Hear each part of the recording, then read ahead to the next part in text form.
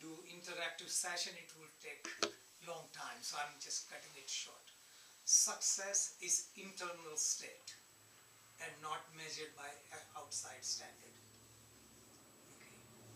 Nobody can tell you what is success or what is not success. I tell you a story. There was a great king, famous king, years ago, and he heard the glory of a spiritual master who lived in his own kingdom, and he did not know about it. So he went to visit him, because people say he is a wise person. He found this wise man was sitting under a tree. He had no possession. He had only loincloth. He had no food. He had no bed. This is all he possessed. So king says, wise man in my kingdom and living like this, I want to take you in my kingdom. So he agreed, because he was a man content. If somebody gave food, he ate. No food, he was happy. He was relying on God. If God provided food, he ate. God provided shelter, he slept. This was his philosophy. This is the philosophy of renunciates. The king took him, make him sit, says, I have something to finish up and I would attend you immediately. So king went to the room which was next door, his prayer room, and he started praying aloud. God, you're so grateful. I have conquered 15 different kingdoms. I want to conquer that 16th one, that is a powerful king, and I want to win in my battle. He was praying like this, and the spiritual man heard it, and he started running out. King ran after him. He said, come on, wait. I have to give you all the gifts and place to stay and all the food so you can be happy. And what did the master say? I don't accept any gifts from the beggars. Who is the beggar and who is the king? Beggar. So here is the success. Who is successful, the king or the holy man? Okay. So success is internal first. Also, worldly people, they explain success differently. You know, they say success is success. You have lots of money is a success. Lots of money is a success. But let's look at from a more deeper perspective. Suppose somebody has money, you know, somebody has $1 million. He's struggling to make more millions. After that, he's struggling for billions. Suppose he becomes billionaire, then he's struggling to maintain his status so that he's still the top person. So he's still struggling, he's still running. Do you call that success? No. Okay, let's just look at power. Somebody who wants to gain power, who becomes a mayor, then he wants to be a governor, he wants to be a senator, he wants to be a president. Becomes president even of the country, of a company, it doesn't matter, wherever. Then he is struggling to sustain the position. And no matter what, you are kicked out after 4 years or you're new. So you are struggling to hold on. That is not success.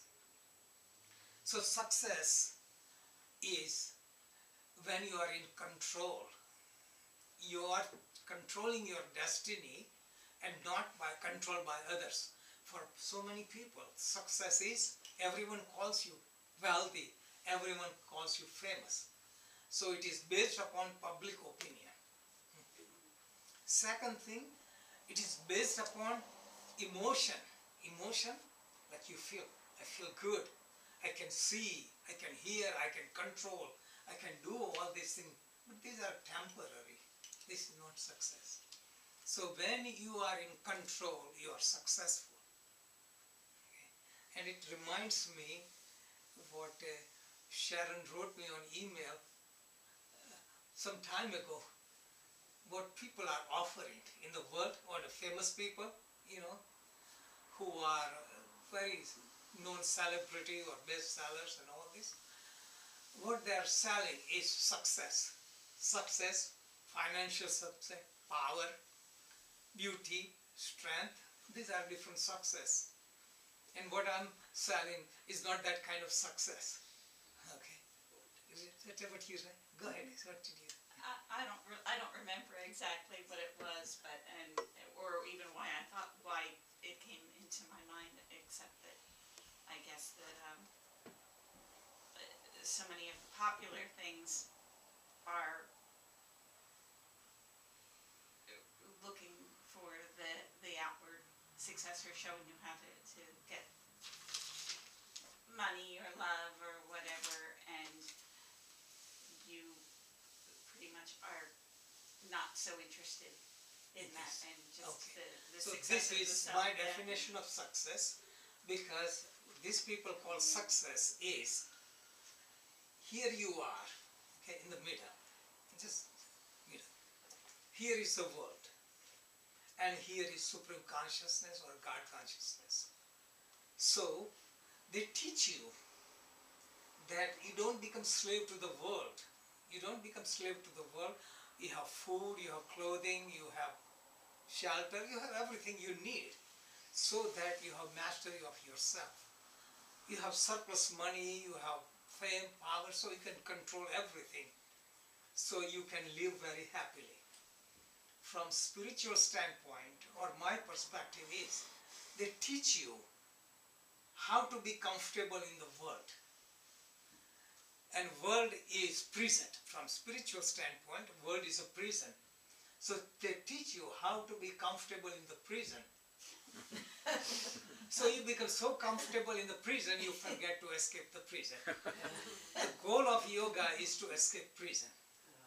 And in one of the book I explained, that story, I don't know which book, but the story goes that king used to visit the prison on his birthday. Here what they do, senators or some officials go in the prison and they do something for the prison.